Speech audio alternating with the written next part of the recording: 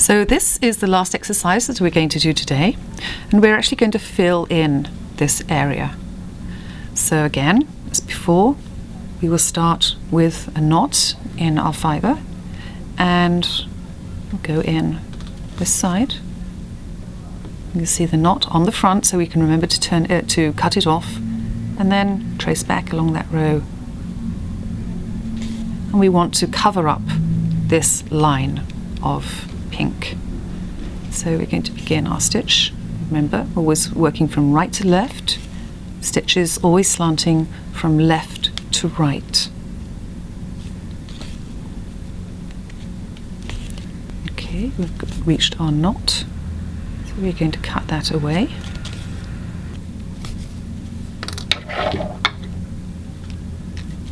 Remember, we don't want any knots in our work at all. We can make one more stitch to cover up that last little cross section of pink. Okay, that's our first row. So now, as we did in the first exercise, we're going to rotate the canvas so that we're always working from right to left. But in actual fact, I want to show you what will happen if you don't rotate the canvas. So we're going to work back this way. So now we're working from left to right, which is what you don't want to do, but I want to show you what's going to happen on the back when you do this. So we'll just make a few stitches. And I'm actually stitching a half stitch now, which is one of the stitches we talked about at the beginning of this lesson. Comes under the umbrella of tent stitch. And of course it looks exactly the same on the front, but as we turn it to the back, you'll see that in actual fact you just have a little straight stitch and you can see the canvas in between. Now the reason you don't want to make this kind of a stitch is because needlepoint wears from the back as much as it does from the front, and this will wear away very, very quickly, and then your needlepoint will be ruined because it will start to unravel. So that's why we always rotate the canvas, so we can remember, always work from the right to the left. And now for this row we have to jump out to here so that we can cover this cross section. So off we go, and then when we get to this point we're actually going to be going into an occupied hole. You see now we're going to be going into this holes directly underneath the other stitches. And now we're coming to the end of our thread. So we're going to finish this thread off, and I'm going to show you how to start another thread without a knot this time. Once you have an area worked, you really don't need to use a knot unless you're starting a new colour. So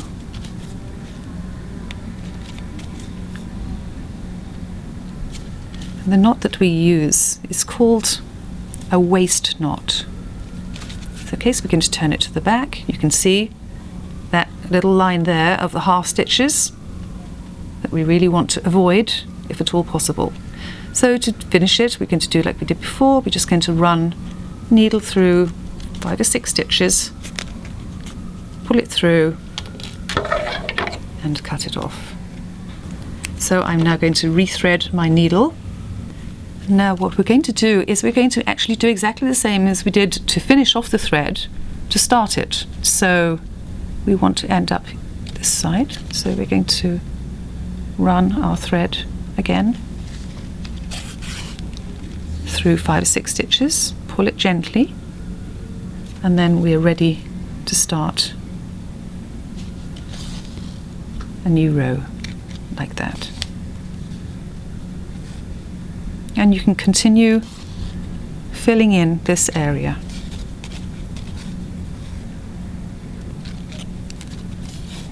So we mentioned before that Continental Stitch, if you're working large areas in Continental Stitch, it can skew the fabric, the canvas, to the right. But there is a technique called blocking that we use to straighten the canvas out once the piece is finished. And most pieces will need a little bit of blocking unless they're worked on a frame. And even then, sometimes they can pull a little. Okay, so now we're going to rotate the canvas again and start the next row.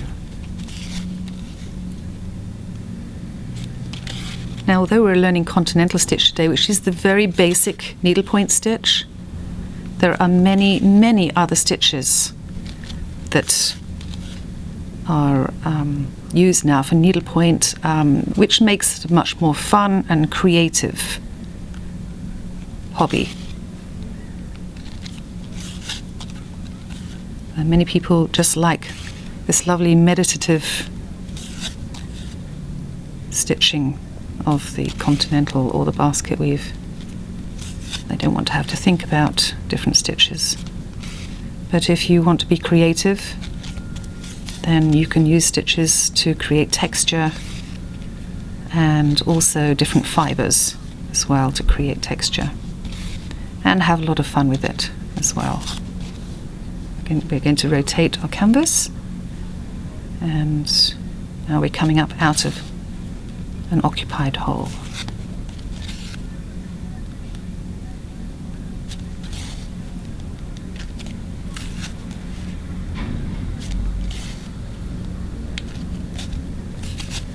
And as you get more proficient, you'll also get a lot quicker. And we do recommend that if you're a beginner, you start with 13 mesh canvas, which is this size. It's a little easier to see the holes. And you also want to start on a project that's called what we call stitch painted. Stitch painted means that every single cross section is coloured with the colour of the fibre that you would be using.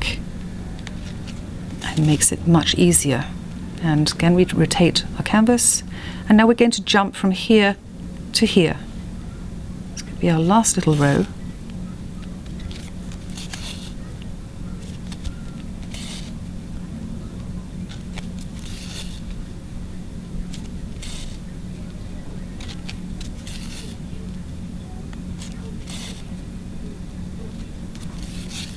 One more, and there we are.